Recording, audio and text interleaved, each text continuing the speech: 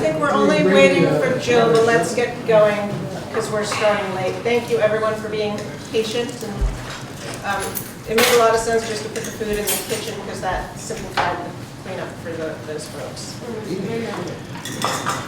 Well, I heard you down the hall waiting for Jill. Hello, Jill. I guess it's coming.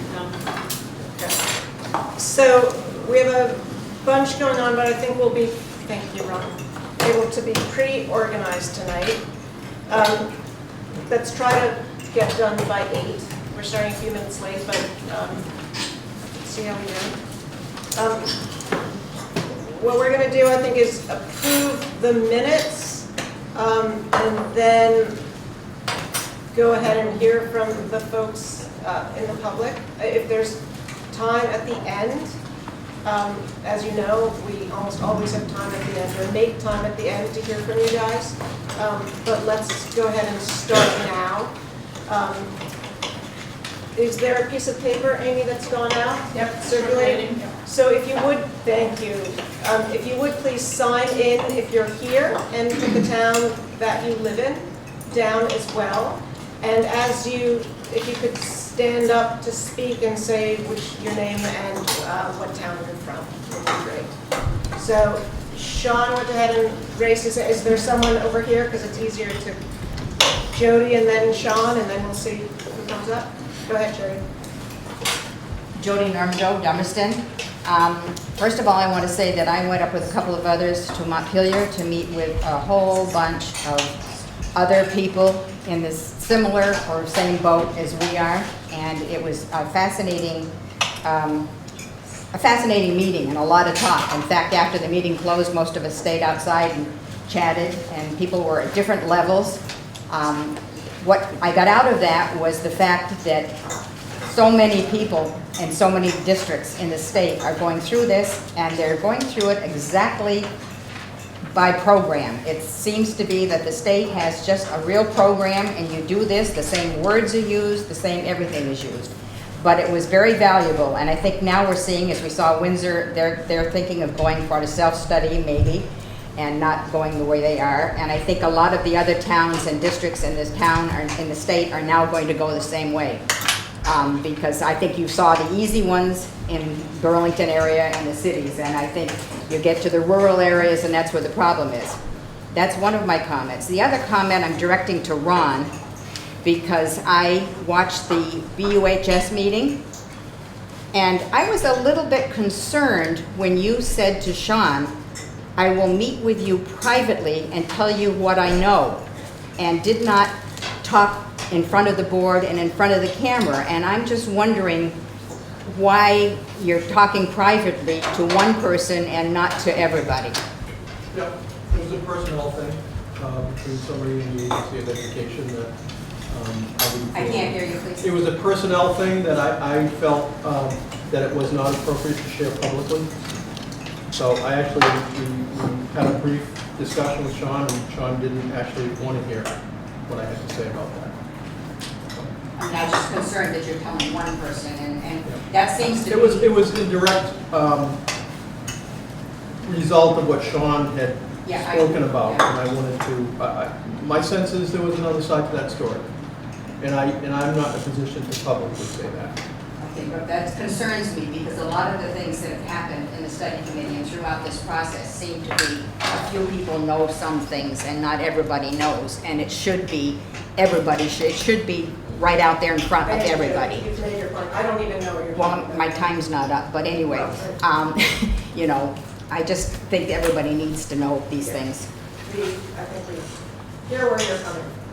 Sean, and then who else wants to speak after Sean? Okay, yeah, go ahead, Sean. Sean Murphy from Guilford.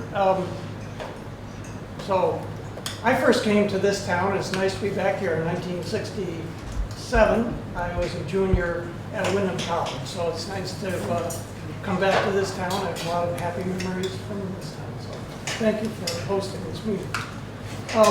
I wrote a little review. I'll read it if you don't mind. So I just call it review. At the end of December 2015, when Act 46 Study Committee began meeting, success seemed possible. the decision was made not to hire a consultant to help with the process. The meetings revealed a strident local opposition in some towns and an acceptance in others. Initially, the vote on the articles was anticipated for town meeting in March, and after that deadline passed, June 28th was set as a day of a possible vote. Vernon's opposition to the articles because of school choice took center stage this spring. It is interesting to note that one goal of Act 46 is trying to get school choice off the table if possible. In some cases, school choice can siphon public education funds away from public high schools. Some private schools that would be receiving these funds do not have the mandate to provide resources for special education and IEPs. On April 25th, when members of the AOE and the VSB attended a meeting at the Marlboro TAC, a lack of a facilitator made for a very unsatisfactory meeting, in my estimation. The fact that the study committee did not vote on the Articles of Agreement on May 4th was received unfavorably by the AOE. Then on May 10th, the chance for a vote jumped the tracks and stifled the people's voice at the ballot box prior to June 30th, 2016. The lack of a vote has monetary implications and a lost chance to gauge the will of the public. Thank you. Thank you, Sean. Hi, my name is Dan Normando. I'm from Dummerston. I'm also on the Dummerston School Board. I've read the agenda, but don't knowing if we'll have an opportunity to speak later, I'll speak now. There's 2 towns out of the 5 towns who have voiced their strenuous opinion that things need to slow down. That's Vernon and Dummerston. And I want to make sure that the study committee remembers that as you go through your discussion tonight and at future board meetings, or sorry, future committee meetings. So we've passed the rush deadline of June 30 for the accelerated option. Now we have a fair amount of playing field in front of us for the next deadline of June 30, 17.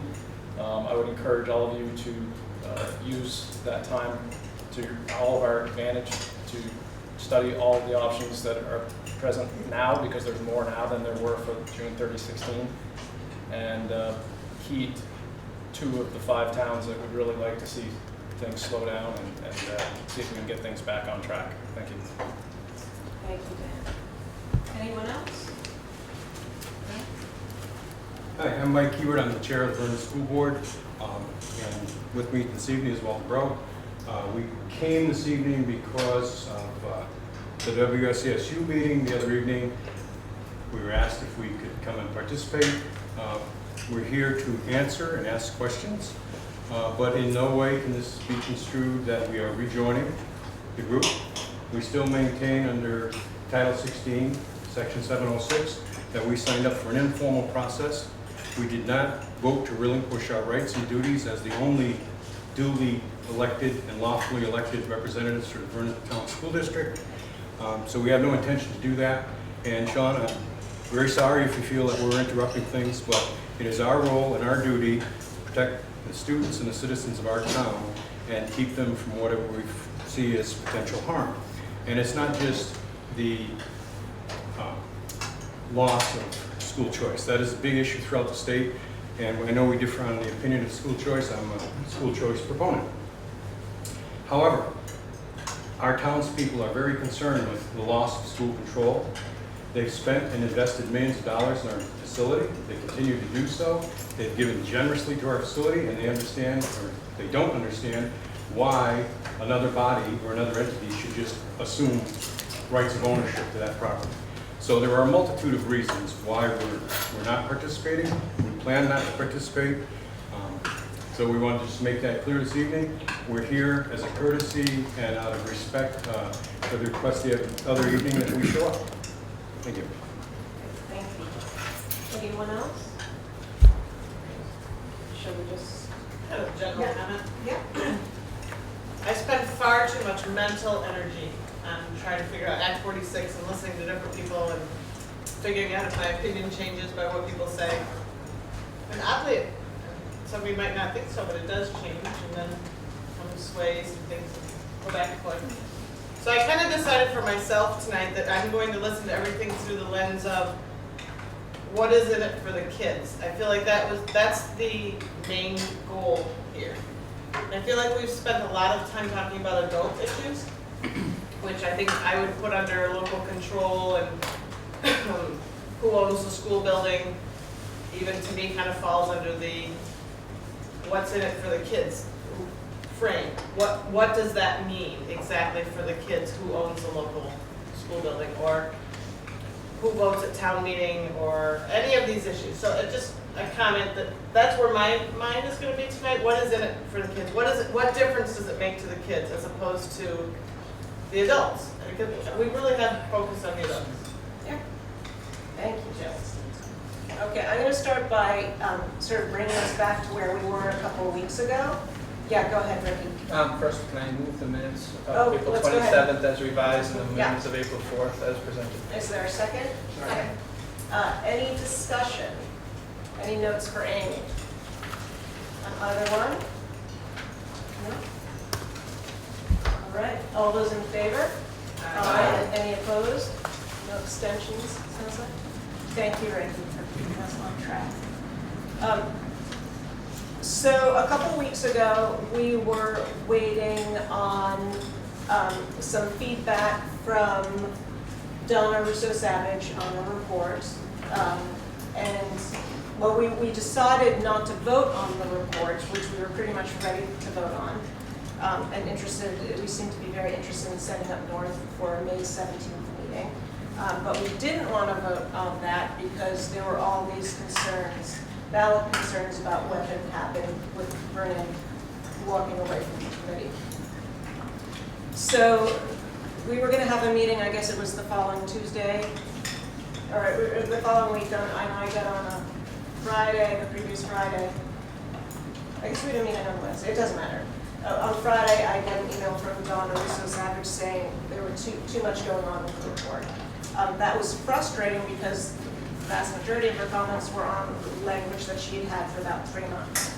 And she had had ample opportunity to comment. But it certainly made sense. I understood.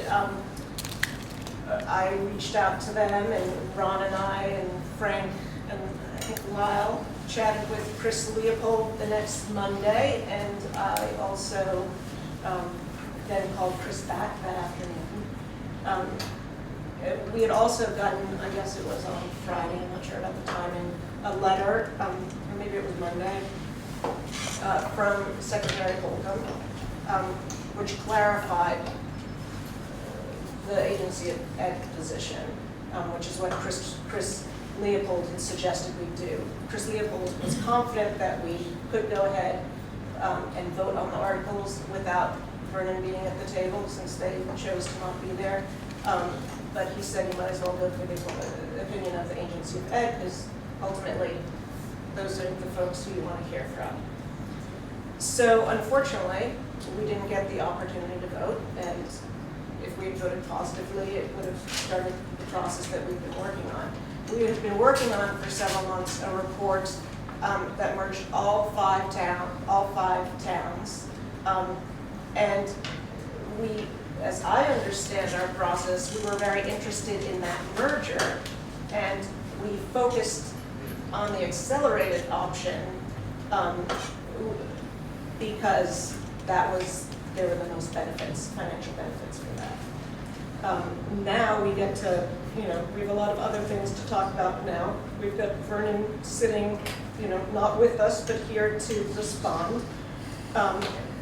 So I don't know exactly where we want to start, but what we could do, I could review Secretary Holcomb's letter with us, unless you guys all feel go ahead.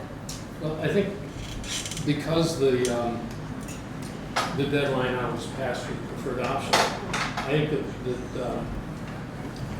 that the place to start would be to consider whether to change direction. And I have a motion I'd like to make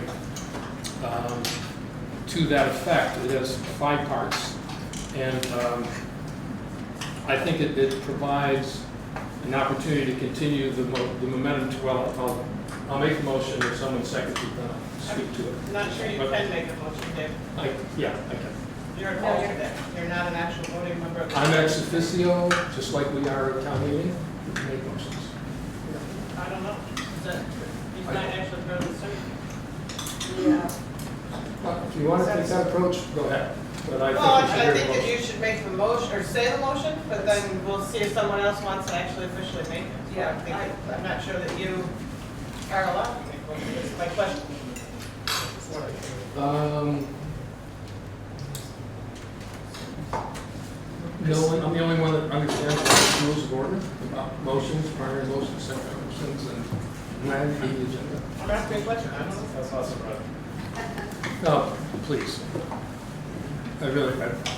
That's not what I'm looking for. Well, I'll read the motion, and then you can decide. So I move that we dissolve the WSESU 706 Study Committee and constitute an exploratory committee composed of 1 member from each school board. This exploratory committee will investigate the steps required to establish an agency account within the WSESU that will enable all districts to contribute funds that can be used to support equitable programming in our elementary schools. This exploratory committee will investigate the steps required to realize reductions projected in the preliminary unified system analysis by simple agreement of the boards. This exploratory committee will investigate methods for including students and staff in board conversations. This exploratory committee will investigate various merger scenarios, and this exploratory committee findings will be presented to the boards as they are developed, with the goal for inclusion as articles on the 2017 town meeting warnings. So that's my motion, and it's made and seconded. Can you read it again? There was a lot. Sure, yeah. I move to dissolve the WSESU 706 Study Committee and constitute an exploratory committee composed of 1 member from each school board. This exploratory committee will investigate the steps required to establish an agency account within the WSESU that will enable all districts to contribute funds that can be used to support equitable programming in our elementary schools. This exploratory committee will investigate the steps required to realize reductions projected in the preliminary unified system analysis, the PICUS numbers, by simple agreement of the boards. This exploratory committee will investigate methods for including students and staff in board conversations. This exploratory committee will investigate various merger scenarios, and this exploratory committee's findings will be presented to the boards as they are developed, with the goal for inclusion as articles on the 2017 town meeting warnings.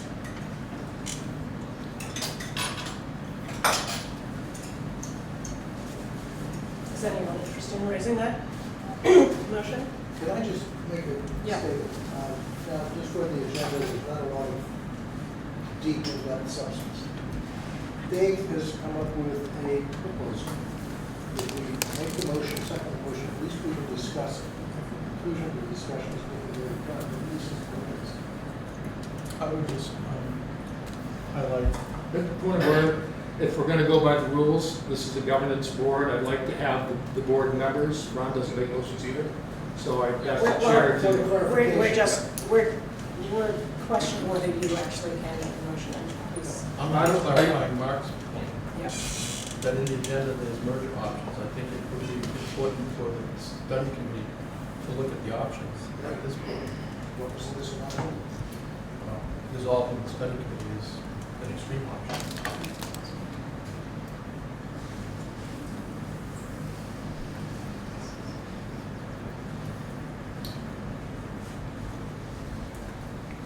Did you have a continued thought, Mark? No, I just hate to see something like that torpedoed and it's,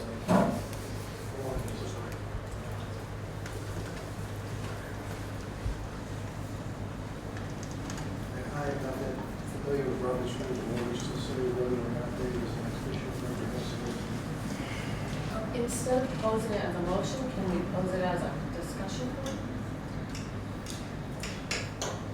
Yeah, the There- motion can come later. I mean, because if Right. you pose it as a motion, we can't discuss it unless it gets seconded, right? No, but we also can't discuss it because, Right. well, I so- guess we can discuss the motion. Yeah. I'm just So wondering what if this- we can discuss All the right, idea. just because this argument is just driving me nuts, Yeah. I will move what David just said as a motion. If someone wants to second it, then we can have a conversation. Is So we there- can move, so it's just so we can move forward. Okay, any discussion? Yeah, I'd like to speak to the motion. Wait, who seconded that? Sorry. Okay, Dave? The, as you all know, the deadline for the preferred option has passed, which was what really motivated a lot of the work we've done over the last 7 months. And through that whole period of time, you've heard people say, slow down, we don't want to lose our time. You've heard all those points. And you haven't been able to consider them thoroughly or other options extensively because of that deadline. And that deadline is now passed. And I know that all of you, and I can tell you names of people that I know have contacted you about slowing this down. And there are, I don't know how many signatures there are now on the Dummerston petition, like 80 or some people who are asking directly for that. It seems like if you have any respect for the community and for the voices that you're hearing, to go more slowly, and any sense that you have a responsibility to expand it now. The dime is gone. The hurry is gone. An agency fund, which exists in Wyndham Central as a supervisory union, and it's where districts put money in, and Frank knows the details of this. It's possible, it's doable, and Jill and I have both talked to people from that district who have said that they've been doing it for 20 years. You put money into a fund, if somebody needs something, if Guilford needs $3,000 to start a preschool, that money can be used for that. It only requires the agreement of the boards. So that's a way to deal with some of the equity issues. As I said, you've all heard from constituents asking to step back. We don't have to lose our boards and our town meetings, and this proposal recognizes the importance of the town meetings and gives the town meeting a role in making this decision. If this exploratory committee, which many districts around the state are doing, if it comes up with a series of options, presents them to the boards can decide which ones they want to take to the town meetings, and the town meetings can decide what direction they want their towns to go. We live in one of the most civil and successful regions of the country, and we have one of the highest, our level of voluntarism, our level of public participation is higher than pretty much anywhere else in the United States. And it's because we engage people. It's because we've had these town meetings for so many years. It's because we care about our communities and we want them to remain solid. And a town without a school is not a town. And Vernon believes very firmly, and they've always said from day one, that they want to retain choice. That's why people move to their town, and they've never changed that. And despite all the efforts that were made, that's done. And to go through a convoluted process of trying to figure out how to keep moving this thing forward at a really rapid rate when there's no deadline, and there's no value, there's no equity improvement, there's no benefit to the kids doing it this way that can't be realized in other ways. I looked at that Picus report, I don't see many of those combinations or reductions that couldn't be done without one solid board making the decisions. It requires us to work together. And I think that this committee has shown pretty clearly, it's the first time I'm aware of any project like this, pretty clearly that we can work really well together. And we do. But to continue to press this despite the things you've been hearing for this entire period of time, and the phone messages or letters in the paper or whatever, you know that there are people who care about these communities that want this to slow down. And I want it to slow down. I stopped participating in coming to these meetings because my heart isn't in it. I don't want to do away with town meeting. I don't want to do away with town school boards. I think it's a huge mistake for our democracy. It's a huge mistake for our communities. So I didn't participate. But now that's gone. That option is no longer there. There's no rush. There's no reason to not let this structured, intensely constrained system go and just have some open conversations with our communities and with each other about how to get the equity and the efficiencies that we want. Thank you. Yeah. I think all of us at this point see that we are going to be slowing down and are looking forward to things going at a slower pace. My understanding of your motion, it doesn't sound like a slowdown, it sounds like a stop. You want to disband the study committee. I think we should slow down. I think the back part of your motion sounds like you have a good plan there that we should talk about. But disbanding the study committee at this point, we won't even be able to talk about it. I was a Terrier. He said that, what I seem to be saying. Anyone else wants to chime in? Yeah. I agree. I don't think we understand this thing. This is when we experience what sweat and tears reside. We would go into suggestions such as David. Basic background, it sounds pretty good. Why not bring some of your expertise that we have sitting at this table? That or somehow incorporate that. It sounds like a collaboration. And the school district, WSESU, had been working diligently prior to the passage of Act 46 by the luminaries of Montpelier. So, that's another thing. I don't think this board ought to be castigated for the stuff that happened in Montpelier. We are doing a due diligent effort to try to follow up on legislation that most of the people who passed it don't understand themselves. Thank you. Thank you. Anyone? Beth? I was wondering, David, if you could just elaborate on your thought process for what this study committee couldn't do if we stay how we are versus disband and do what you were talking about. Can you explain to me why that would be better than continuing to look at what you propose as a study committee? It wouldn't necessarily be better. It's less constrained. There are more options. But my understanding is that what's happening next is to look at having a four-town vote immediately without considering any other options. To not look at the self-study at all. And if that's now on the table, that's fine. But it didn't look from the agenda that that's what's going to be presented. It looks like it's moving ahead with as big a consolidation as possible without considering. So the study committee genuinely looked at the other options. You wouldn't be opposed to the study committee maintaining its structure?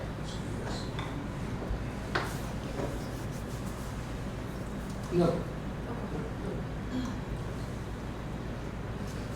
Any other comments? Well, Yeah. I was just Go gonna ahead. say that as a study committee member, David, I feel like you just illuminated some assumptions you made that as a study committee member, I don't even know. Yeah, Like, I think that's a huge assumption that just because I think that there's a lot of things that we don't know and didn't know, and we're still trying to figure out in relation to rulings and opinions and that kind of stuff. So I'm not sitting here assuming anything, that we're not gonna look at this option or that option, or that we're going to go in this route. I don't have that assumption at all. And it seems like what you're proposing made that assumption. Yes. And Absolutely. I think that is a disservice because I didn't make that assumption. I looked at the agenda, I've read the minutes, I've read any emails, I've read the newspaper articles and everything else. And I didn't make any sort of assumption that we're going with something else until you said it. That's the first time I've ever heard saying we're moving forward with for the four-town option, and it came out of your mouth, and you're the only one I've ever heard say that. So I think that it's an assumption that just is a disservice. We'll see. Okay. Any more discussion? The concern I have is, well, I have a couple of concerns. One is, according to our roster, David is an alternate member. He's Yes. not an ex officio. And we have all of the Brattleboro voting members here. So I think, in general, we need some clarity about how alternate members are you know, allowed to participate, you know, for future meetings. That's point one. And then point two is something that Rebecca Holcomb pointed out, that Act 46 is the law of the land. And my concern is that while well-intentioned, this motion doesn't acknowledge the fact that at some point within the next 2 to 3 years, we will be ultimately held accountable for how we've constructed our educational system, regardless of what we do. And, you know, going with that type of approach, while well-intentioned, you know, ignores the parameters of the law. So I have concerns about, you know, trying to... Point of information, the exploratory committees there are dozens of them around the state. It's a way of moving forward without having to stay within constraints of the 706 structure. Go ahead. Kind of to that point, it seems like your idea would dovetail well with this committee choosing to do a self-study option, which is a possibility we might discuss. I hope it will. Any further discussion? Okay. All those in favor of Ricky's motion? I made it so we can have a discussion. All those Because we were opposed? going to discuss it. I didn't see anyone raise their hands. All those opposed? Aye. Any abstaining? Okay. So I was, when David brought this issue up, I was talking about Secretary Holcomb's letter. Do we need to review that, or does everyone feel pretty good about, remember what it said? Can I make one Yeah. request, David? Will you get me the wording of your motion so I can put it in the minutes? Yeah. Or Ricky's motion, sorry. Yeah. Do we need to review Rebecca's letter? Are we good? I think we're all good? Okay, so let's have a copy of Rebecca's, Secretary Holcomb's letter attached to the minutes. Okay. So Ron and Frank, shall we jump into this? Prepared a very useful guide. It's a decision flow chart. So this can help us look at how we want to consider our many options going forward. Okay? Do you want to talk us through this? Yeah, I'll wait till it's on. I think there's 25 copies of this share.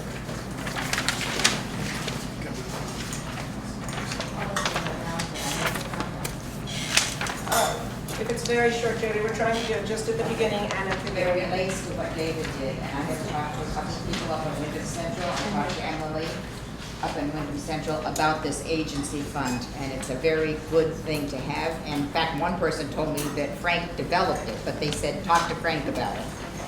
So I think it's a good thing to talk about.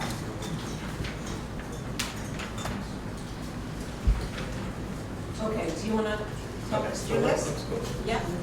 So this is based on our discussions with Chris Leopold, knowing that based on the AOE letter, and actually based on Vernon's intent to withdraw from the process. So what this does is allows Vernon to have a vote to leave the Brattleboro Union District. Actually, we're meeting with the Vernon School Board this coming Tuesday to discuss this alternative. What Donna, sorry. We should talk about that. Yeah. So what Donna Russo-Savage from the AOE and Chris Leopold confirmed is that the state board would review, if it's a positive vote to Vernon, they would just review that and confirm that Vernon would be a separate district. Can you back up? Because the last time we talked about, sorry, please, I meant to pretend it. The last time I remember talking about the unified high school district was back in March. It was cold. And we talked about, in order to dissolve the Union High School, it would take a vote of all of us to let them out. So, well, explain exactly I will. how we can jump in. Right. Do you have any more copies of this? Kim and I can share over here. There's one. Okay. David, I can share this one. So this presupposes that the Vernon electorate votes positively to have Vernon leave the Union High School District. The study committee would submit articles to the state board, probably in July, for a unified union district, excluding Vernon. And at that point, the state board would consider the Vernon vote, exiting BUHS, and the articles for the unified union district, probably in their August 16th meeting. The public vote for the unified union district would be November 8th, and Chris Leopold would craft warning language that does that question that Jill, you asked. By forming the unified union district, it also allows Vernon to exit the Union High School District. So you don't have to have two separate votes. So Vernon would actually vote to leave before they would know whether or not we'd let them leave. So it would be a Vernon choice then to announce that they wanted to leave, and they make that clear. And my hope would be that if we hear from the Vernon electorate that that's their intent, then the other towns would respect that. The other option that we talked about early on is keeping everybody as necessary and forcing it that way. And after discussion, we didn't think it was appropriate to do that. Certainly, meeting with the Vernon board, understanding their intent, this seemed to make much more sense, that if they want to go as a separate district, have them vote out, and then the rest of the union district could be formed. So it doesn't require two separate votes, it's within the warning. So I think that answers your question. So as I said, that would be November 8th, let's say. And so if that was favorable, then a union district is formed with the understanding that probably a budget would be developed for February of 2017. And then the union district becomes operational in July 2017. Now on the back of this, I don't want to turn over to that yet, but on the back of this, we do have a pretty structured time frame. But one of the things that we thought about in this is that, quite frankly, the study committee has looked at the other options. We spent a lot of time, I don't know, probably before March, looking at the different options of a red or side-by-sides or an elementary forming district, and realized that you just don't get the program expansion benefits that you would as a unified district. So this process preserves the incentives with the 8, 6, 4, 2 cent tax incentives. It allows for the program expansion with students of about 2,500, less, maybe so 2,400 students. There's an issue if you don't do anything related to the phantom students, and I'm going to have Frank speak to that. And then there's also the issue of small school grants for Guilford and Dummerston that potentially lose those. So you want to just talk about the phantom students? Right. So the phantom student, that's the provision that protects small school changes in enrollment from affecting the tax rate in more than a 3.5% magnitude. So when you have 150 students and you have 10 students change, or an easy math would be 15, that's a 10% change, right? 15 students, and we've seen that. The state law now says that the number that you count as a board when we do the budget development is limited to a 3.5% change. So 3.5% of 100 students, that's 3 kids. So 150, that's 4.5 kids, right? So instead of a 10 student change, it's the 4 student change. That law allows this variance to accumulate over time. And that's what they've termed phantom students, meaning the state is allowing you to calculate your tax rate, which is a remembered budget divided by kids, basically is a cost per student.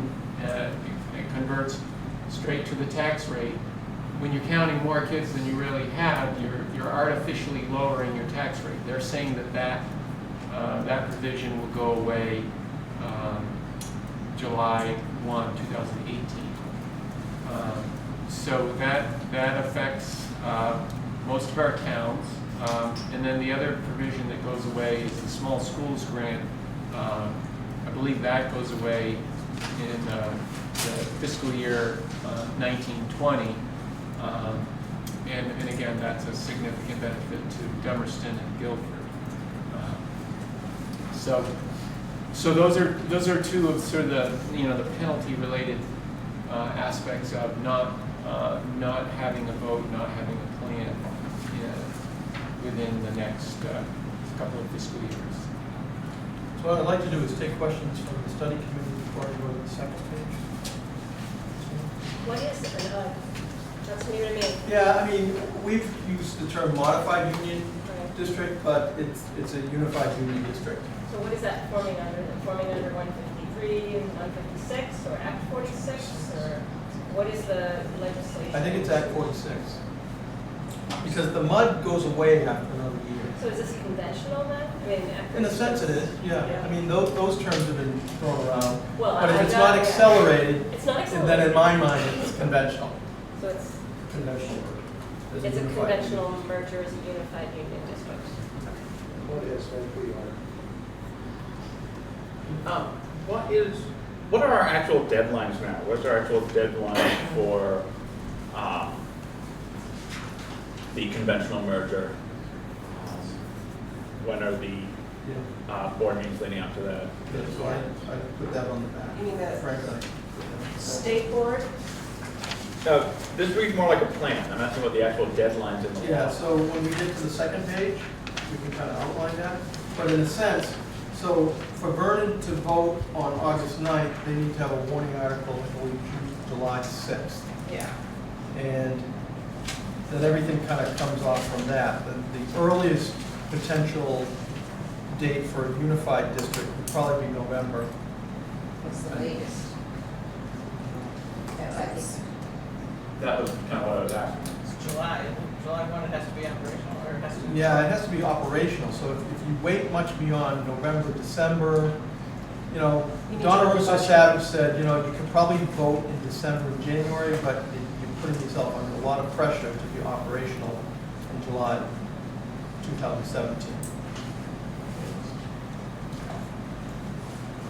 So backing this up even further, like when you said that none of us have decided which path to go down, this is the only path that preserves the 8, 6, 4, 2 taxes, and so it's the only path that actually requires it to be operational by July 1st. Is that right? I'm trying to think back to our chart. I have for the preferred, which I think is what no, that's accelerated. Hold on. Conventional. That chart that I made had that answer in it. I don't know what chart it was. So like reds and side-by-sides, they must be approved by the elected by July 1, 2017. You still get 8642 in those phase 2, I think they call them in some document along the way.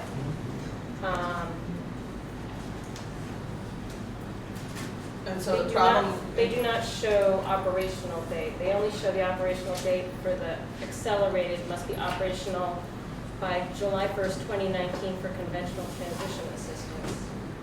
And the accelerated had to be operational, but doesn't show operational dates for conventional.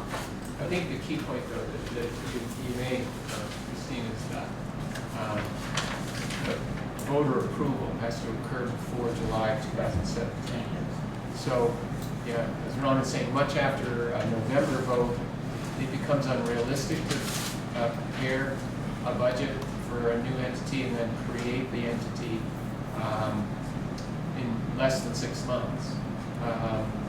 But if the vote occurs before July of 2017, you can make it operational a year after. Well, but isn't that exactly what we're talking about doing with the Accelerated Act?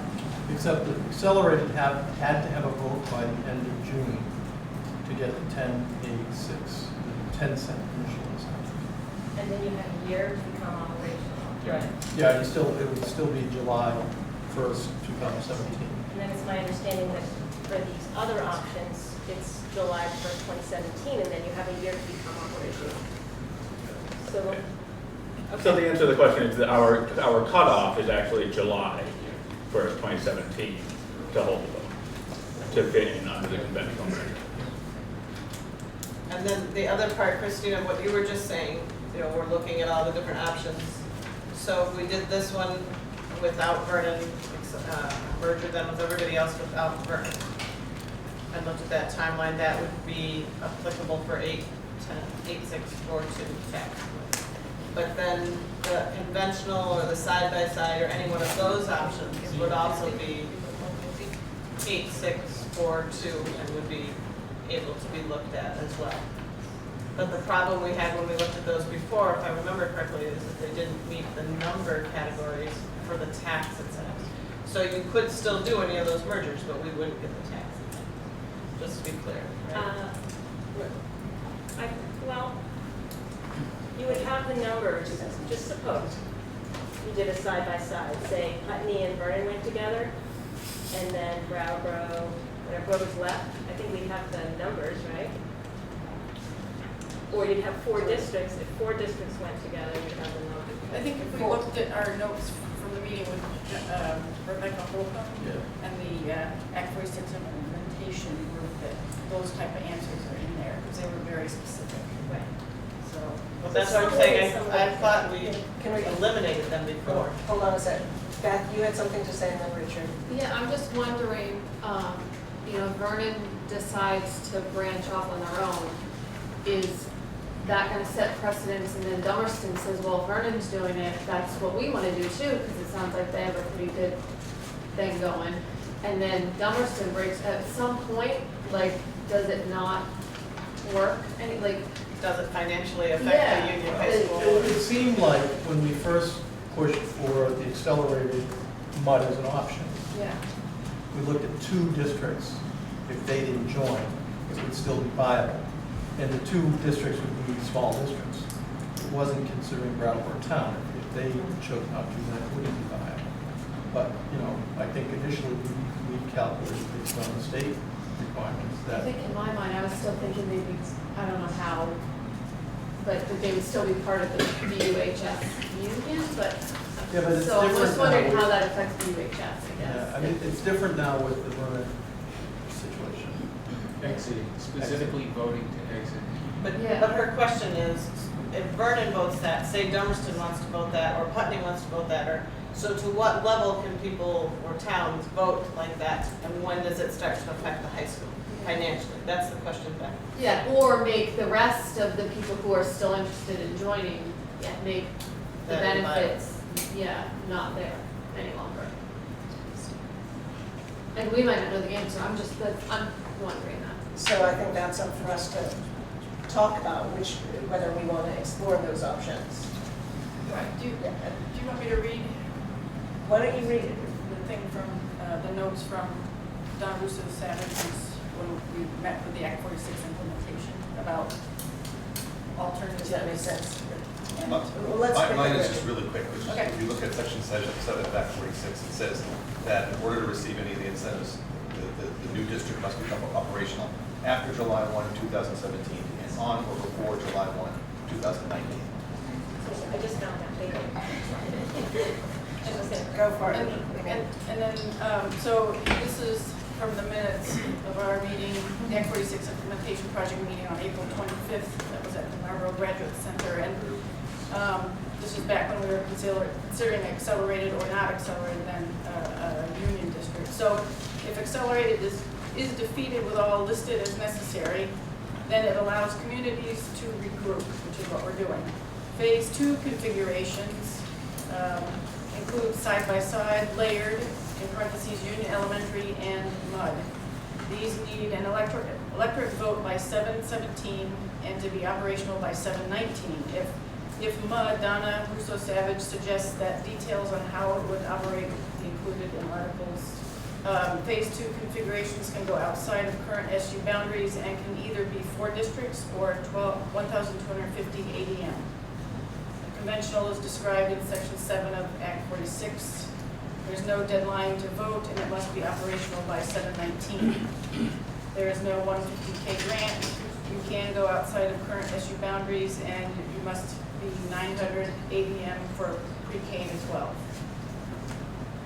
And if you don't merge, if non-merging district must look at itself, talk with neighbors, and present proposal to State Board of Education on why its structure is the best way to proceed for its students. And that's it. So guys, we've talked about all of those. Can we keep going with this flow chart and then return to any of those that we do want to discuss? Does that make sense? Yeah, because I want to talk or hear more about the accounts, the agency accounts or whatever that David brought up, and maybe speak to that. And maybe now is not the right time if you want to go through your timeline, but that's in the back of my mind. I just want to hear about it. Okay, so does it makes? Would you still have more to go through? I just wanted to highlight this page. Go for it. So I'll just quickly, so this page gives you the detail for the first page in terms of, the bold print is like the Vernon district wanting to exit UHS. The study committee submits articles again based on a unified district. August 9th, Vernon electorate, State Board of Education reviews Vernon's exit. Things like October 4th would be a date to approve a warning to form a unified union district. Vote of the electorate would be in November. So these dates are kind of the earliest if you wanted to proceed with the unified union district and Vernon excluded. Then in December, you see 4 dates for draft budget review. So that work has to get started early in the fall for a unified union draft budget. With a vote of the budget, we picked February as a second Tuesday of the month. It doesn't have to be then, but then you just jump down to, so there's a lot of detail above that and after that in terms of things that has to happen. And then, June 30th, 2017, the school districts dissolve, individual districts become a unified district operational July 1. Mike?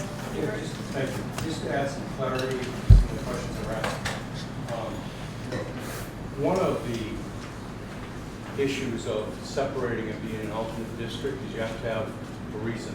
There is no like district to Vernon in close proximity, so we are geographically isolated. So it's not as easy for another district. We would have to join with Dover and Jacksonville and places like that to have a like district. So on the recommendation of the secretary and Donna, on Donna's recommendation, having several meetings with her while she was still ledge counsel, Vernon has legitimate reason to become an alternate. So they've recommended and said that it would probably get approved because of our uniqueness. The other alternative would be someone like Guilford. You operate pre-K to 6. You could then say, we want to be a choice school and vote to do that, and then join us to be a like district, but then we could become a side-by-side district. But for a district just to pull out without some geographic isolation or some particular reason, it would be extraordinarily difficult for that district to get approved. But Putney, Dummerston, they can also join with Vernon? No, they would have to alter their structure dramatically because they could join as a side-by-side because they're K-8 or pre-K, and then do high school choice. They can become a side-by-side. But you can only do a side-by-side with a like district.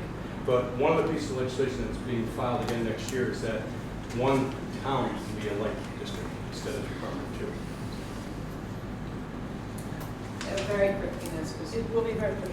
I just had a question about the sequence of the steps for the withdrawal, and I don't know, did you run this by Chris Leopold? Because it seems to me like it's the reverse of what it is mandated by the statute. I always understood that under 16.721A, the town votes to withdraw, and then 90 days afterwards, it's mandated that all the other towns vote, and it's only if all the other towns ratify that the state board even gets to consider the question. And so I just had a question about why these steps were reversed. Both Chris Leopold and Donna Russo Savage indicated that that second vote of the unified union district. I'm not talking about the second vote, I mean the state board approval before the second vote. Usually that happens after a ratification vote. So it's just not in this order in the statute. Yeah, no, well, this is what both Donna and Chris Leopold advised. Oh, okay. So Jill and then Beth, do you want to, well, go ahead, Jill. I have a question to follow up with Mike. You said something about legislation, Mike, that's coming up in this session. How many pieces of legislation came up this session? And did any of them make it out for discussion, or what is the process, your little civics lesson, so we understand? What happens is, the next legislative session, I signed on to 8 bills. I will be resubmitting those 8 bills. What occurred this year was there was great turmoil about Act 46. And the chair did not, what happens is, I asked Ledge Council to do a law. I said, this is what I want the law to do, and they write it up. It gets assigned to a committee. That committee then puts it on their wall. It's called hung on the wall. And if the chair decides to take it down, you discuss it. If it doesn't get taken down, we had 109 bills in my committee, on the Energy Committee. On the wall. We dealt with 4. On the wall, there were 109. Yes. And that's not uncommon. But the chair of the committee was very reluctant to take anything down because the administration didn't want any significant changes to Act 46. But there have been changes, as you know, the very last day of the Senate, that 5% threshold that you could only be charged 5% of your tax rate. Well, they saw that as an incentive for towns to spend lavishly and not be penalized in other towns to get that. So on the very last day, they took that bill off the wall in the Senate and passed it. So that's fine. And the only other major piece that was changed was the thresholds for 2018 were eliminated because some of the larger towns did not like the threshold, and political pressure came to bear from the administration that we should not have a threshold, which for some of us, we thought that was the better part of the bill. Yeah, it changes, and there will be, I think, substantial changes to the bill or to the act in the future because we're going to have a change of administration. And with the change of administration, I see most of the secretaries will be changed, chairs will be changed, you're going to have a new Speaker of the House. So I think it'll be a dramatically changed landscape. So you think they'll at least come off the wall? In the next session, yes. There has been a hue and cry, and there's also a lot of concern represented. I'm going up to Franklin County next week.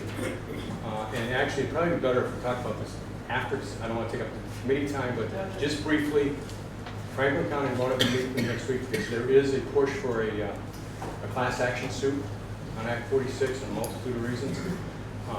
And the legislature is aware of that, and they like to prevent that sort of thing, so there will be some actions taken. Well, did you have a follow-up? Oh, did you have a follow-up? Are you trying to tell us that there's any legislation that might make what we're doing here closely resemble rearranging the deck chairs on the Titanic? No, he doesn't know. No, absolutely not. You will not see a repeal of Act 46.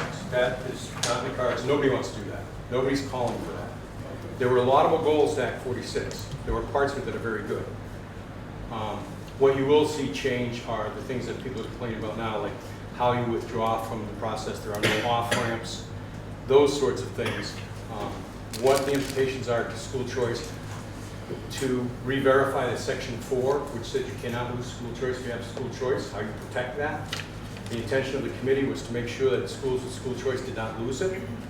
But now that's changed a little bit, so there'll be legislation for that. So there will be dramatic changes, but I'm not sure what this group does would be altered, but whatever this group does, if the statute changes, you're gonna have to accommodate that anyway. The same thing is when you have your teacher's contract, there's always that clause, not in violation of state law, similar. But I think this committee needs to acknowledge that there's a lot of activity in the state on Act 46. And so whatever the legislature reviews, the fact that many communities have voted to move forward, serious apple carts would have to be thrown to make significant changes to the act. So obviously, we need to put that into the equation that we reflect as we move forward. But did you have a follow-up, or are you good?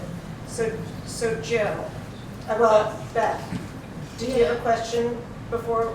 I guess it's kind of all connected. I'm thinking about our discussion about options, and this is one of them, and I'm wondering, are there any options, given Vernon's unique situation, are there any options that your board can conceive of where you would join all of us? The only option we have is to be a separate district if we want to maintain school choice. We could, if another town, Guilford, our neighbor, would say we want to do what Vernon's doing and have school choice, we could become like districts and join as a side-by-side. And then both of us would be protected. The problem is, a side-by-side needs 2 towns, minimum of 2. So there isn't a scenario that we could come up with to get everybody included, because it's just not possible. That is Self-study. Self-study. A self-study. If Marlboro wanted to join and they wanted to have choice, wanted to join our district, they could be a side-by-side with us. That would satisfy Act 46. That would allow you. Because that on would give us all side-by-side, the you're incentive. considered a separate district. So we don't. It's not just the people at this table that we have. So you could bring somebody else in and do a side-by-side with anybody. Just If the group decided to have that Right. side-by-side, sure. Well, we're just, you asked the question, can you imagine? So I'm imagining. Right. So what you're saying is Marlboro could join with Vernon and have school choice, and then form a side-by-side with the rest of us. Is it Marlboro? Marlboro's K through 8, so they could, Well, they. as for instance, they'd But have to be a they're K actually through 6. talking about not having. What's Dover? They're pre-K to 6, right? Yeah. So Dover, we could join with Dover and then petition Brattleboro to allow us to join as a side-by-side. Go ahead, Jill. So my comment to Mike and Walter, I'm very happy that you're here at the table. We are not quite at the table. And I feel like this could have happened the entire time and facilitated and made this whole process a lot smoother for all of us. So I'm happy you're here tonight. I encourage you to keep talking and to stay, although it feels a little strange to look here instead of over there. Well, we are thankful. We're here because we appreciate the consideration that Vernon's been given throughout the process. And the last thing we want to do, we've always looked at our supervisors union as being great partners. And the last thing we want to do is stop our partners from proceeding, but we also want to protect our town. And we reached a certain point where we didn't think our voice was being understood or heard. So when we talked to legal counsel, they thought maybe some dramatic action would get attention, and obviously it did. It got AOE's attention, got everybody's attention. And it's gotten other school boards' attention throughout the state, because other school boards going to do what we've done.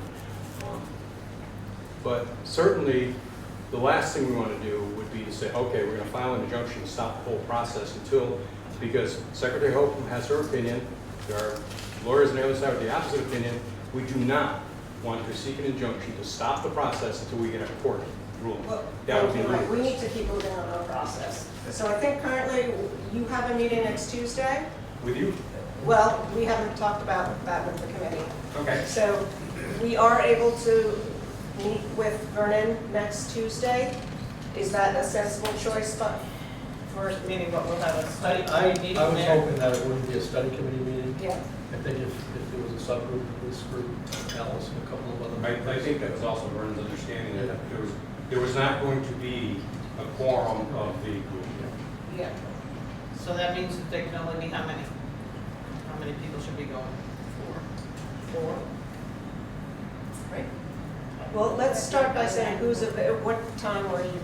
6 o'clock. 6 o'clock. Is anyone available to go to that meeting? Can we talk about what the agenda is of that meeting? I What is think the to point? confirm this process for Vernon, to talk to them as a full board and say, yeah, this is What our intentions are. their intention. So it would basically be having the study committee listen to what Vernon would say if they were officially sitting. Not really, because if they were officially here, you're hearing from 2 board members. This is a chance to engage the whole board with a discussion about their intent as it relates to the Act 46 process. And so to solidify my prior question, so by us and Vernon moving forward with that, it's not excluding the rest of us from doing something different than what's proposed on this paper. Right. Because basically they're saying, we can't do anything else anyway. No matter what we come up with except for a self-study, you weren't gonna join us anyway. The only way we protect school choice is this option, to be our own independent district. And from our perspective, our board's perspective, we have nothing to lose, because down the road, if it doesn't work for us economically or for whatever reason, we can then choose to join the group. So let's leave that for Monday night, if that's okay. You guys will officially tell us, I assume, on Monday night, Tuesday night, what you're moving with. Are there 1 or 2 members of this committee who can attend that meeting with me? Could Amy Wall, anyone else? Ian? Okay, that's great. All right, so the 3 of us will go, and you 2 will be there. Okay, great, thanks. You had a question? Did you have a question? Yeah, at some point, I wanted to talk about David's suggestion or proposal about the agency account, I think you called it, or what that was and how that would work. So do we want to talk about that now, or do we want to? I would Go ahead, ask yeah. Frank to speak to that. Okay, sounds good. And Well, Ian, did you? Yeah, to that point, I would think we'd want to spend a longer amount of time on that than on discussing that topic. So agency account. Like maybe put it on the agenda for next meeting instead of an Can we entire. start with what it is? Yeah, can you speak to it for a I moment or can two? speak to what Jody referred to and what I'm familiar with in supervisor unions. The concept of an agency fund is common, and its purpose is to recognize that small districts often don't have enough of a need for an art teacher, a phys ed teacher, it could be any one of the program services, but oftentimes it's in the elective area. So the concept is where you have appoint 1 librarian in one district, appoint 2 in another district. The supervisor union becomes the employer and hires a full-time person, and then that person goes to multiple districts. We do some of that here in Wyndham Southeast, but it's not nearly as common because we don't have as many small rural schools.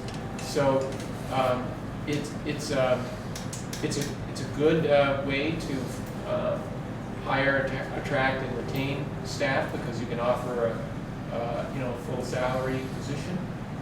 However, it doesn't address the issues that we've been talking about as a study committee in that each of the districts who receive the service are paying for that service based on essentially the fee incurred to hire that resource. So that doesn't resolve the problem that cost allocation, let's say to the Guilford district, is over your 120 students. You still have that relationship between cost and a small student body. And therefore, it's great from the point of view of retaining and attracting people, but it doesn't resolve that ceiling that we're bumping into in terms of the state funding formula that ratchets up cost per student over the small school.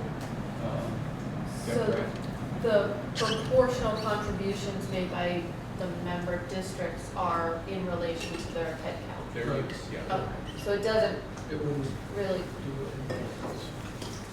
And it There's would no be, financials here. it would be difficult to imagine any town saying, we have sufficient resources, we're willing to contribute to this unallocated or undesignated resource out of the greatness of our hearts. I suppose it's possible, but I know at every board, every community discussion that I go to, town meeting, the resource issue is always, there's a finite resource and they want the most for the tax.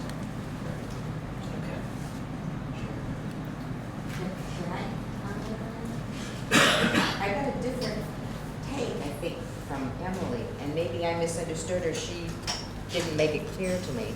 I thought that every town put money into the WSSU or the WCSU and this teacher was paid out of that pocket to go to all of these schools rather than charging the small schools. Now, you've worked with it. I've just talked to these people, so I'm getting a little bit different approach.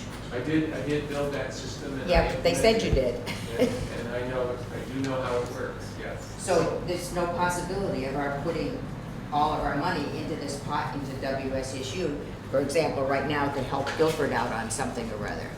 I mean, a lot of us have talked about the possibility of working together and helping the schools that do need help with ourselves rather than joining. So is there a possibility of doing that? I'm not saying that that's not possible, as I just illustrated, with the Guilford example. It's just knowing that Dummerston is already has exceeded in the past the threshold that triggers the penalty for spending above.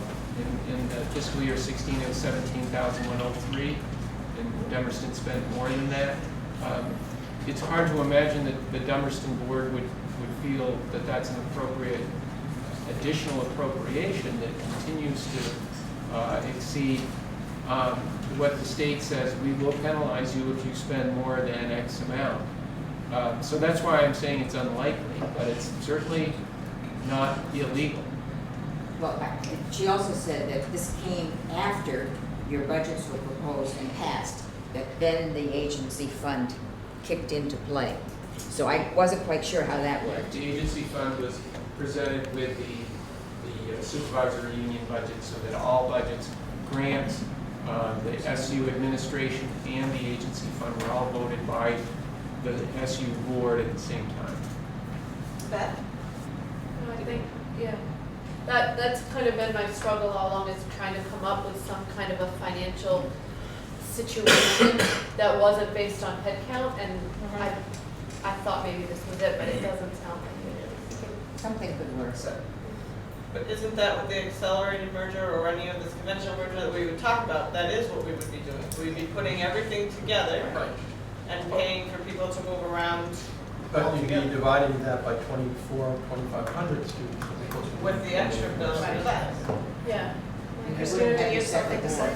I said I'm speaking as only one Dummerston voter, but that's what we would be doing in the future with our money, pooling it all together and figuring out where the need is.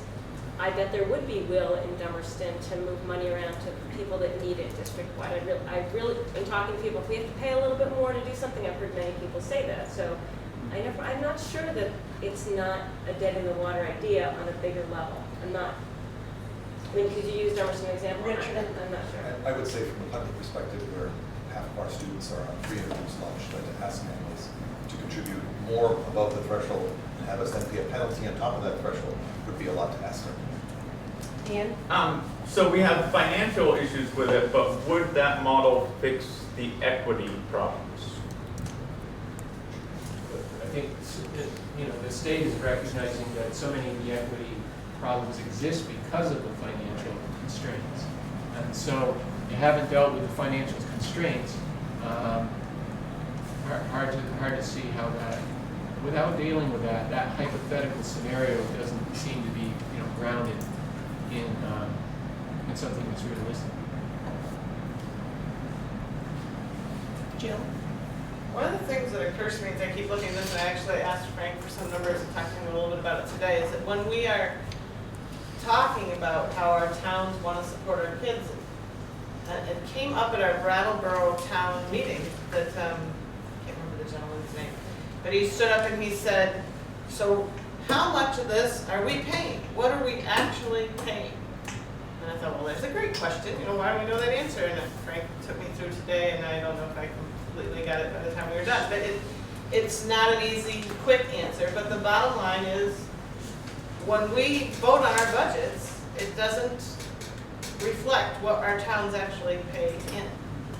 And so this is one of those things that it's a fascinating part for me to keep playing around with in my head of, well, how do you do that? And how, you know, when we stand up and we say, well, my town supports my kids, we're willing to pay more.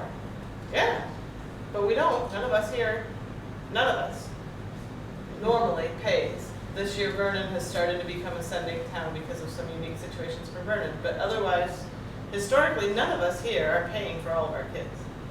So, And so our for kids' example, education. Brattleboro School District and then Brattleboro residents' share of the high school is a $25 million cash flow that needs to be funded in order to operate the K through 6 school and then their share of the high school. So 25 million. If you go to the grand list between residents raises 5 million, so they're short 20 million. If you go to the second homeowner or the non-resident, the commercial grand list, that raises another 5 million. So in total, what Jill is illustrating is there's a spending of 25 million for the Brattleboro K through 12, but the tax rates they only raise 10 million. So they have to be funded by other towns in the state of Vermont through the education fund.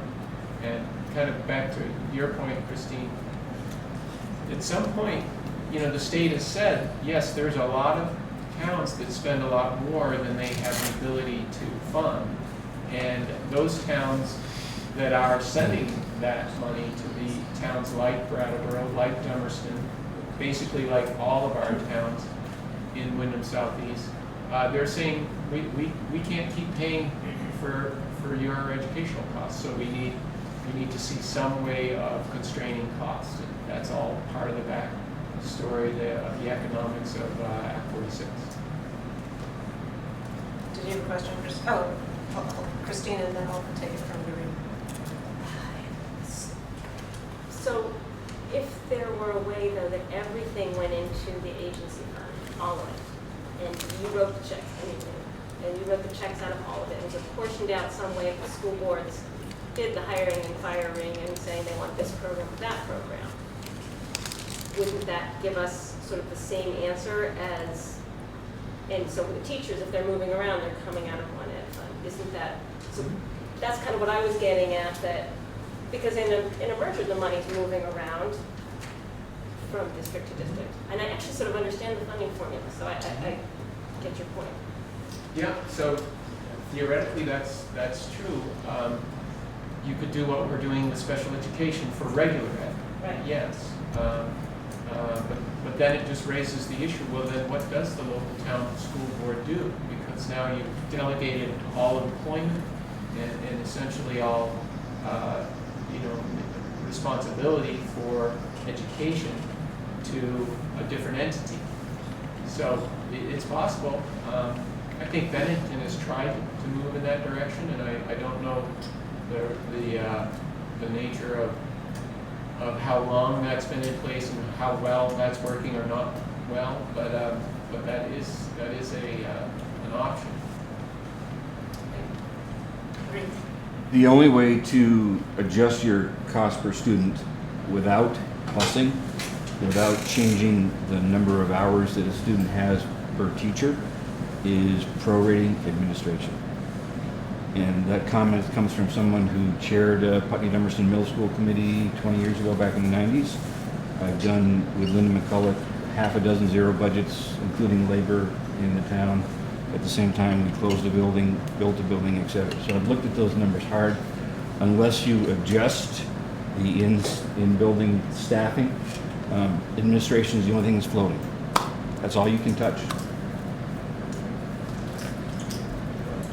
With a prorating basis. Yeah, I would just respond, Frank put together a review of staffing, which included classroom teachers, academic support, specials, teachers, administration, nurses, and so it did look at all areas. I'm saying without touching those, without touching any of those things. The only thing you can touch is prorating administration. But why would you do that? Why wouldn't you go to the 90%? I'm not saying that 95% there, employee? I'm saying the only, it's simple logic. The only thing you can touch is prorating administration. That doesn't touch a student. Sean, so if, go ahead. Okay. I'll make it brief. In this whole discussion. Can I, sorry, Sean. There's half an hour left of this meeting, and I've been letting a lot of public comments as we tend to do, but I do really want to keep it close to 8 o'clock, so if we could keep the after Sean, keep the public questions and comments. There is going to be a time at the end, so if you could just hold those, please. Yeah. Oh, sorry, Sean, and then again. Sorry. As a member of the BUHS board for many years, and as also a strong proponent of the Citizens Advisory Committee that proposed the bond vote, we did a lot of work getting the bond vote. So I don't want people to lose sight of the fact that the union has already made a tremendous commitment in the high school. And we've taken out a mortgage, and that mortgage is not going to go away just because somebody says, well, I don't want to be there anymore. We owe that money. We built an amazing facility there. Our populations of students, unfortunately, has gone down dramatically, so it makes it even more difficult to come up with what needs to be done. And I think that's a very important piece of the picture. As a BUHS board member, I know the debt service is $2 million a year. So that's not going to go away just because we want it to. And Yeah. we made an important commitment to our community by doing what we did to the high school. Yes, it is not an easy situation. There's debt and asset for each of the schools, each of the towns, so it's pretty complicated. And this committee will, depending on how our meeting on Tuesday, what we hear on Tuesday, this committee will learn a lot about those figures in the next month or two. So. What do you mean by that? Well, so if Vernon goes ahead and proceeds as it sounds like they're talking about, and if their community does decide to request to separate, it becomes a very interesting financial formula that needs to be looked at. And it's just very complicated. Okay, so thank you, Sean. Amy? So this is a little bit off topic, but it goes back to what Jill originally stated. I think that we could talk about these type of things for quite some time, and what I would suggest that maybe we do after the meeting, Lou Vernon, hearing their thoughts and their wishes about how they proceed, then the study committee can, I guess I would like for us to go back and look at review the options that we've already looked at, to revisit those, because we're a slightly different scenario now. See if there aren't any good fits there, and what Jill said, keep at the front of everyone's mind what is best for the student, rather than focusing on the financial, the 8, 6, 4, and 2. Focusing on the gains that we can offer our children, particularly when, we have an area in Vermont that's struggling and our numbers continue to decline. So, but that's what I would personally like to see, because I think we can go to talk with our townspeople with a fresher, we looked at it all from the accelerated perspective, all in. But if we can go and look at it with this different perspective that we're not all in, and there might be some things that we can tease out of it that could be beneficial. Kim and then Jill. I mean, I think it's something, because we're elementary school oriented, we need to keep in mind as well that, yes, we're focusing on our kids, but we need to remember we can't explode the high school, or all of these people are going to move, and it won't matter what we do. Jill? appreciate, Amy, your sentiment that and I agree, we should revisit. But you made a statement in there that we've focused on and we haven't really looked at the other options, and Oh, no, I didn't mean that, yeah, I didn't mean that. And I'm going to go to my grave. No, I didn't. No, I feel like Amy I can back you up on that every time. no, I feel like I spent a lot of time with that chart. yeah. Making Your sure. chart, and then the other chart that I think Atlas, Christina, and I did when we had the concerns versus the options. Yeah. No, I think, yeah, I didn't mean to. And then when I was looking at the chart with Beth, when we considered Vernon out, it's not a complete revisitation to something, or it's not something new, it is a revisitation. Yeah. Because it was on there, but if Vernon, which is why I say it's good to have Vernon and clarity around what Vernon's thinking at the table, because that makes a difference for the rest of us. And not knowing what Vernon's thinking does indeed hinder the process. Ian, did you want to say something? Yeah. Just looking at the overall timelines and talking about deadlines, I think haste is not our friend and hasn't been throughout this process. I really think we should be looking at that June 2017 as the time we should be looking at it, a potential vote if we decide for merger, not trying for one in November. A few reasons for that. One is it gives us just more time to talk through these things in detail. Even if none of the other options do work, and we already know that still, if we take the time to walk through each of them carefully, publicly, then people feel better about it. It's an emotional response. Looking at June, we'll also know for sure who's going to be our governor, who is going to be setting up the agency of education that we will be beginning this under, because that will make a big difference. Also, a vote in November, we're looking at trying to do something collaborative. Anger is not our friend, and we're looking at planning this vote on the backdrop of probably one of the most vitriolic and contentious presidential elections we've ever seen. So I think that's a bad time to do the vote. So I really feel we should be looking at June 2017. So I do think it's too early for us to decide, obviously those are wise words. When we're building the when we're building our timelines and such, Yeah. I'm just looking at one of the slideshows from the Department of Education. There's a line here: non-merging districts present proposals by 11/30/17. So the problem for me about waiting too long is there seems to be a deadline by which a proposal has to be to the Department of Education. And if we go through a process that then goes to the voters and it gets declined, then the amount of time that we have between that and when the deadline is for. well, that's June to November. Yeah, but that's a joke. That's more time than we've. Yes. It's true. Yeah. I agree with that. Yeah. I'm wondering if we can take some time from the individual school boards to maybe solicit some options from the towns, because I feel like we hear, even though we don't necessarily agree with it, but we hear like they're not looking at the options, they haven't studied the options. What if we opened it up and said, come to us with your options for consideration or something? Because I think a lot of the options we have seen come to a dead end, and I would like to hear what some of these other ideas are. The ones we've looked at, I don't see them like actually working, so I want to maybe hear some other ones that people think will work. I just caution that they have to be in compliance with that 46. Right. And I think the concept of revisiting those options that we looked at Yeah. and applying it to program expansion, cost, for programming for students, the benefit to the student, is far better than just opening up to, so what are the options? When people come up with something that isn't viable based on the statute, it's Just trying to pretty think of a tough. way to put an end to that concept, that thought that we haven't considered the options. So I here's don't know a what other concept, option Mike is. said earlier, so if a town like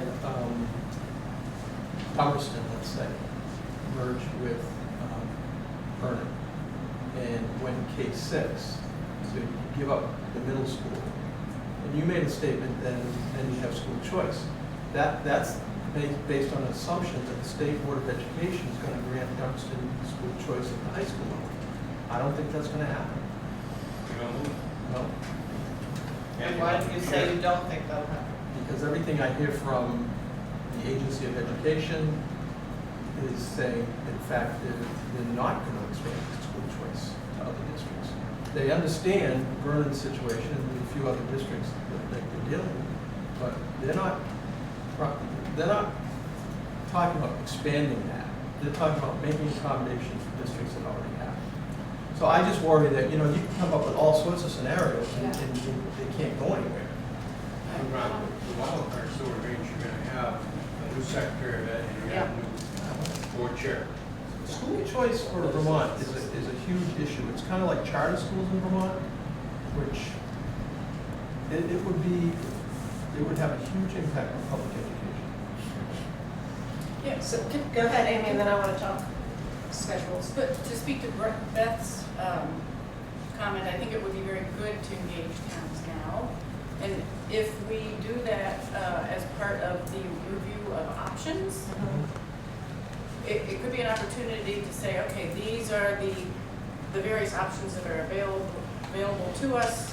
These are the pros and the cons, and this makes this one viable, this makes this one not viable. So at least you're having the dialogue, and that everybody is, within the constraints that we have to work within. But And so Jill, and then I want to talk about Jill, Dave. So, my great stew analogy that we all love, coming back to that. And one of the things that we said in that is that, that came out of our very last meeting, we were saying, well, when do we get to talk to the towns and get their feedback more on the flavoring? And because we were coming up against a deadline so tight, it was looking, and it was still not very clear from the state's answers on exactly what would happen in the process. Thus, to me, being one of the reasons why this study committee decided not to vote to put it through.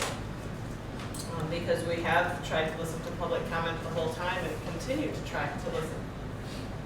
And put it in even, and we have done that in several cases. So perhaps at this point, before we make a decision, because I'm sitting here thinking, what did we decide today? I'm not sure we decided anything. No. So, except that we are definitely taking more time because that's the deadlines and the first deadline is gone. And that we are definitely trying to do the right thing for the kids. And beyond that, I don't know that we came out of this meeting tonight with any great moving forward, backwards, sideways, or anything. So perhaps instead of deciding here first, perhaps we're at the point that we should take it, like Amy's saying, out to the communities more, like Beth is indicating, and get that feedback on the flavorings and the stew. And we're still at a point where it's going to be stew. And to me, stew means some sort of a merger, because that's the law, with somebody, side by side, half burning in, burning out, whatever. We're not going to stay with the state. I guess there's still your self-study option, but even the self-study option requires some sort of stew. So at this point, we could still change lamb and beef and the main ingredients in there, which to me are the towns that are merging. Maybe it's time to take it out and kick it out for public forums instead of trying to decide more here first. Sean, I'm going to hold you for public comment.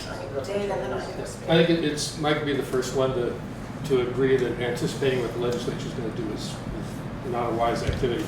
But the last week I was at the Senate Ed Committee toward the end of the session, and the representative from Bennington came in and offered a bill to the committee to allow a one-sided side-by-side. And they decided not to move it forward because they wanted to let the bill play out and see what happened and then take it up next year. But there are a number of options that we won't know until next May. And I think that Ian's idea about looking at that deadline and not trying to run this four-district merger on this timeline, but actually wait and see what the other options are, and wait and see what the legislature does, so that you have a concrete understanding of what's going to happen. They're generally out of there by the 1st of May.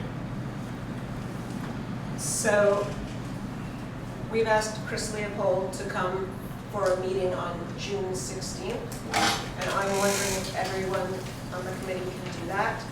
So what Chris Leopold could do, and what I was, we can adapt what I was going to ask him to do. He could digest the information that we have learned from Vernon next week, and talk us through, all the legal and dynamics, and Frank can talk us through some financial dynamics of whatever that decision is, and then talk about the various options. He could talk us through this flow chart option of perhaps 4 or 3 towns merging, and then he has reviewed those charts that we worked on. Remember, he has spent time on them. So he could look at I could ask him to review them, knowing that we're now in this sort of a new situation, right? And see whether we've missed anything, whether we haven't thought of anything, what the complications are, and sort of address those scenarios. And at that point, we might be comfortable to either have a vote and move forward in some way, or say we're going to sit on this and do the forms that we've been talking about. Does that make sense? When does school get out, the 14th? It gets out on the 14th. Students are up 14. Graduation is the 17th. So if we met on the 16th, we would meet at 5 o'clock at the tourism. Is that senior awards night? Yeah, that's not the 7th. Which is why we were thinking So 5. Thursday? It's a Thursday. And if there are options, So that that would be our next meeting, was it meeting tonight? we could meet, I was assuming that would be the next meeting, but we could meet earlier than then if you wanted. I'd be good with that being there. I was gonna say, Jill, did you miss all of us? It's become such a part of my life, I don't get the crocheting done without you.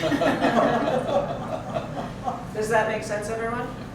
I guess what I would ask is that you all spend time on those. Granted, I know we want to go after communities and go through the cycle of these communications again, and perhaps make them a more formal forum process. But if you would yourselves, and if you have a board meeting, look at those charts again. There were 2 of them. Everyone should have them. And if there's anything that's glaring that was missed, shoot an email to Ron or myself, and then we will chat with Chris about that so that he knows, to prep some consideration of options. Jill, did you send those out? They're on the website. Oh, okay. The charts from the very beginning. Yes. Looking at the alternatives. They're on the website. Does that? Did we say where the meeting on the 16th is? It's going to be in the Cusick room. Okay. 5 5 to 6? till 6:45. Now, just know that we talked to him about that date last Wednesday, and he was supposed to confirm. But he thought he'd be able to do it, so we'll make an email saying we've got to change it. Does anyone want to last parting words before we open it up to the public? Was there anything on the comments back? You mentioned earlier that Secretary Holcomb or Donna Russo said if somebody looked over our articles of agreement and had some comments, we've not heard what those comments are, right? Well, so on the agenda tonight was review and discuss the articles. Chris has been working on, editing the articles with their comments to address, it's Donna Russo Savage's comments. So we will have to, as we've talked about for the last seven months or something, those articles can be used for a variety of scenarios. So he went ahead and worked on that. He has to chip on them a little bit more. I could just take 2 minutes. Okay. The section on cost implications, she's asking for an appendix to show some of the cost savings over the 3 to 5 years. It's almost like the PICUS study that Frank put together. We use that as an appendix. The whole issue about Article 1 and 2 about who's necessary, who's in. So we need a revision about Vernon, and we need to meet with Vernon before we confirm that. Some edits in terms of commas, word colons. choice and implications of words that she wasn't clear about, that I clarified with her. Not being comfortable with the word incentive. Yeah. So changes like that. So I think by the So next there was meeting, nothing we'll have- very substantive? Not from her, other than, well, Well, I'd say the leadership council, the confusing language about, that it's in the appendix. So, Chris is taking that and looking at, so how does that apply to the statute? An example of like the hiring practice, that it's by statute, the superintendent needs to make the recommendation versus what we have in there. So he's going through that and making some changes based on statute. And that's why I'd rather have him here to explain the rationale on that. so hopefully that will be done for us to review ahead of that meeting. And then we can determine how much of that meeting, if any, we want to really talk about that with him. You had a comment? Would John just have just comments in writing or Oh, I don't have it with me. I mean, it was kind of like scratch notes. So she had a verbal conversation? I was just curious. Yeah, she had like scratch notes, and then I talked to her, so. I'm just a visual learner, so it's, I don't get it. I can see it. Okay, so hold on. Anything else before we open it up to the public? Any problems with June 16th, assuming that's when we're going to do it? Yeah, I will, but, Helping I'll see out. what I can do.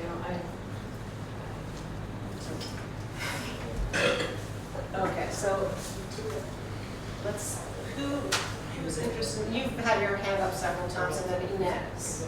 Okay, and this actually refers back a little bit to what Jill was requesting about public forums and information and everything, but in a democratic process, the bottom line is the ballot box. That's where everybody gets to say what they think. I'm not suggesting a timeline for the ballot box, but all of us here in the room are representing just ourselves.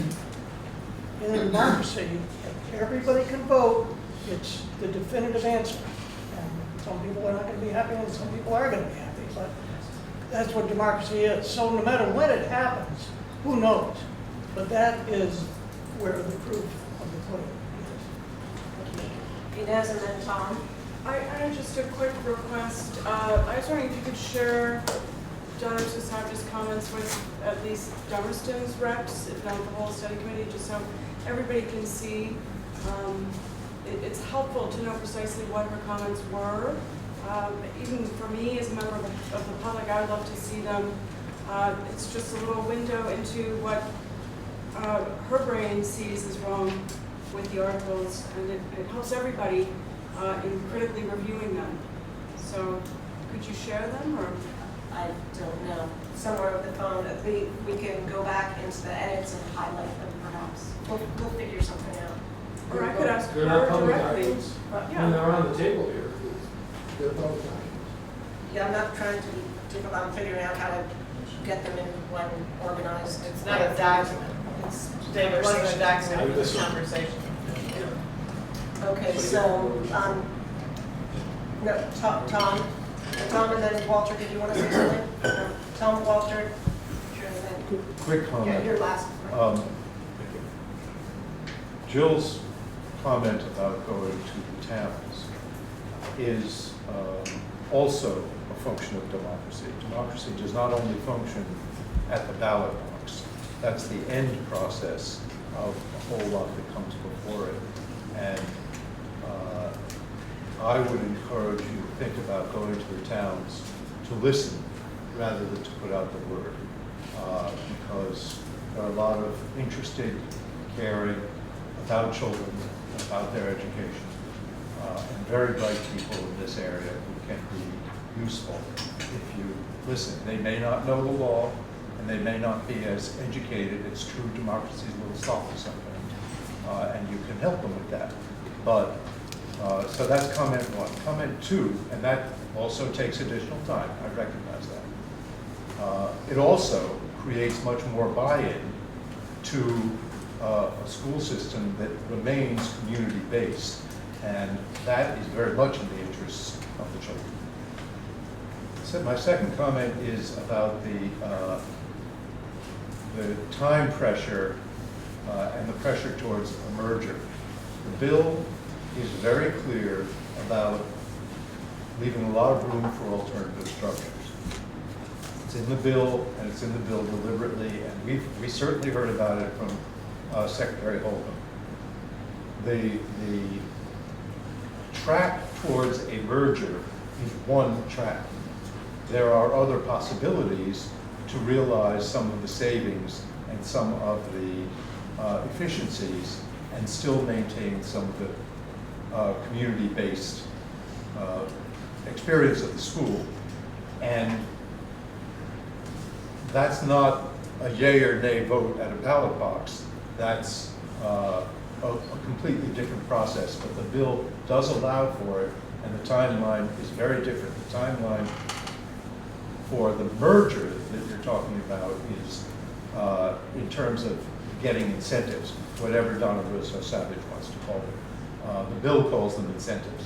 So the timeline, if we want to make alternative structures and present to the board, the state board, and have a conversation with them about it, that's a much more expanded timeline. And they declared themselves very open to, particularly with high-functioning districts like ours, they declared themselves very open to a broad range of possibilities, other than straightforward mergers. That's my 2 points.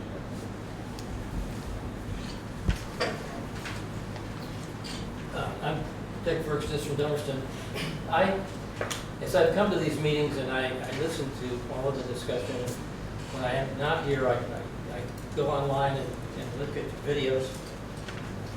And I heard only once, in looking at other options, a comment about self-study. I'd be very interested to know what your findings were around self-study.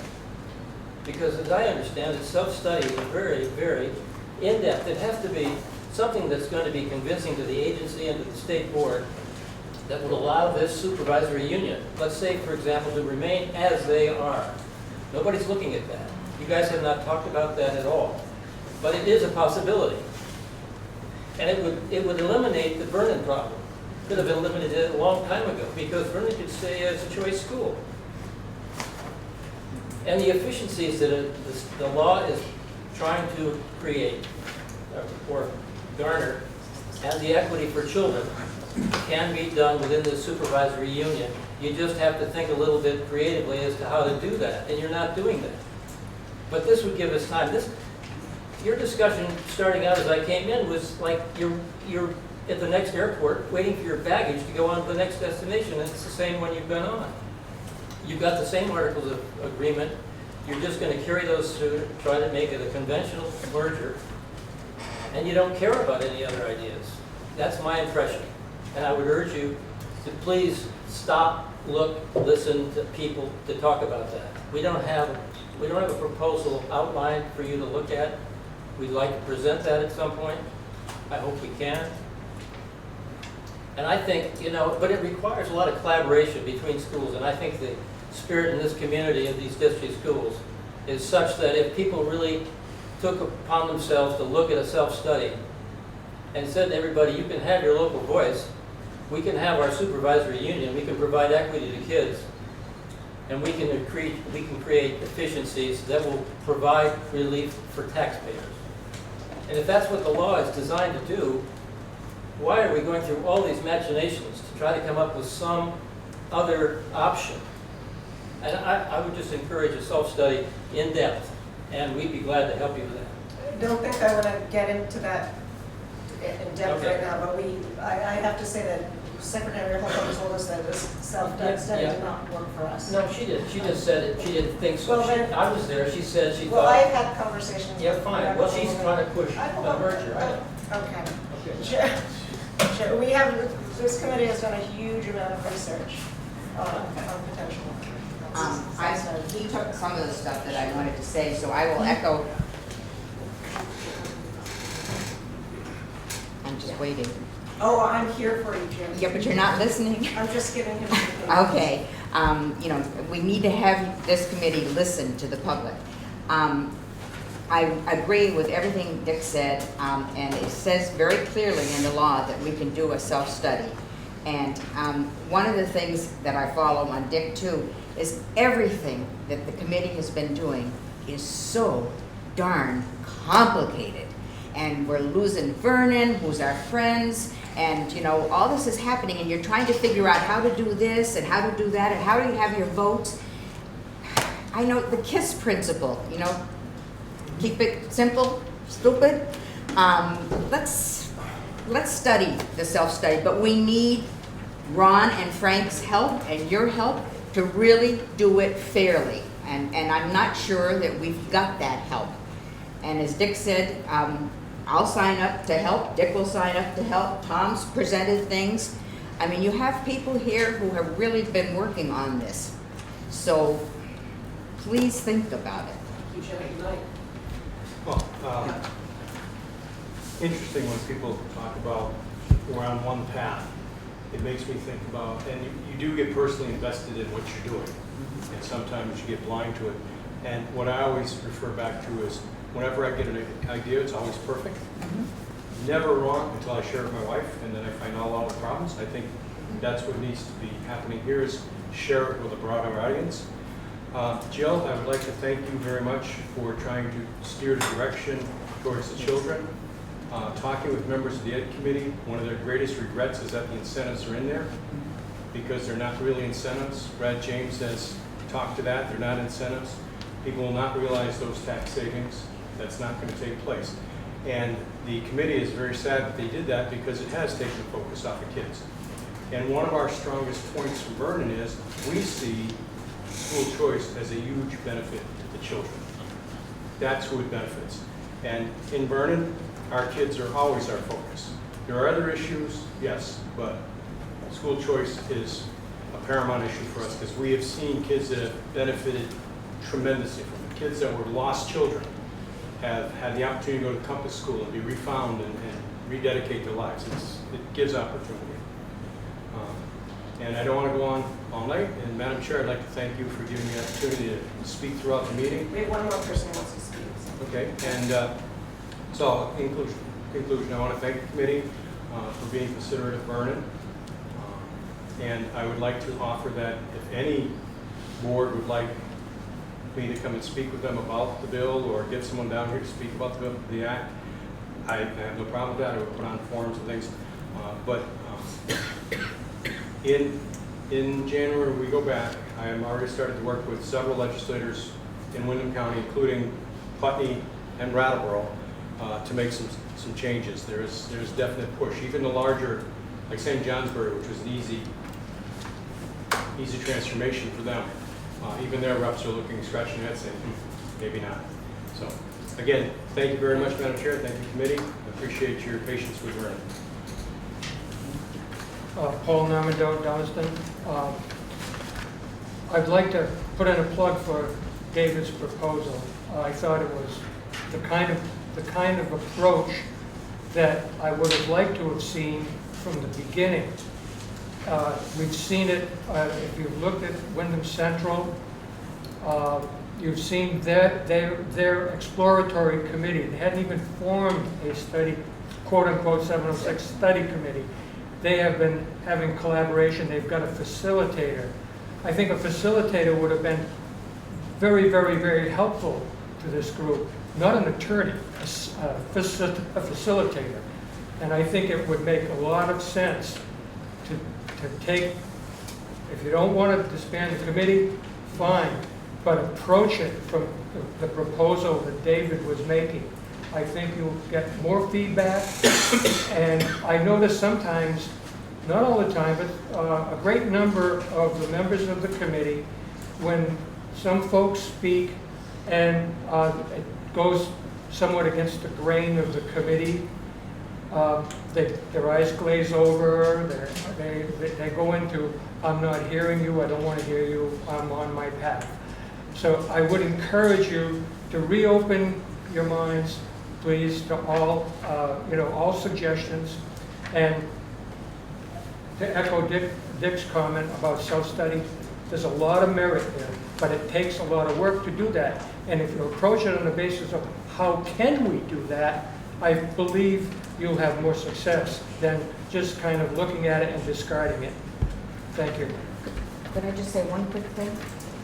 Would the study committee be interested at all in hearing from other people who've gone through this process or were in the process like I did last Monday, to have some people come down here and talk to you about what's going through their heads and what their towns? From where? I don't understand this. All over the state. Middle state, Ron's always talking about Huntington. I think we could get somebody down here from Richmond and Huntington. We could get somebody down here from, that's something east, Chittenden East, I think. We could get somebody down here from the Washington County. We could get somebody down here from the North Country. We could get John Castle, who's the superintendent way up in the North Country. We've got contacts with people all over the state. You know, I would like to have you people hear from some other people other than here. Anyone want to address that, or I just don't understand what they would tell us, Jody. What is They the would tell point you of about it? their experiences, either whether they merged and what they're finding, or whether they're on the merging path, or whether they decided not to merge, and they would tell you their experiences. I understand. And maybe you don't want to hear them. You're talking about people that they're ahead of us in the process that have already gone through. Some are behind us. You know, there's all different factions here. Other study committee. Some are in the 706 studies, some are in the pre-study committee. I'm doing just the community ones. I mean, David can tell you too, and Dick can tell you, they're in all different stages. A lot of them you've seen writing letters to the papers and to Digger. Thank you, Jim. That's it. Yeah, so I would encourage anyone who wants to invite someone else to come, let's go ahead and do it. So feel free to shoot an email to me and all right, any more comments, folks? All right, good night. We are adjourned. What time? 8:04. We need a motion? Oh, I guess we do need a motion. Second, any discussion? All those in favor? Aye. Any opposed? Okay.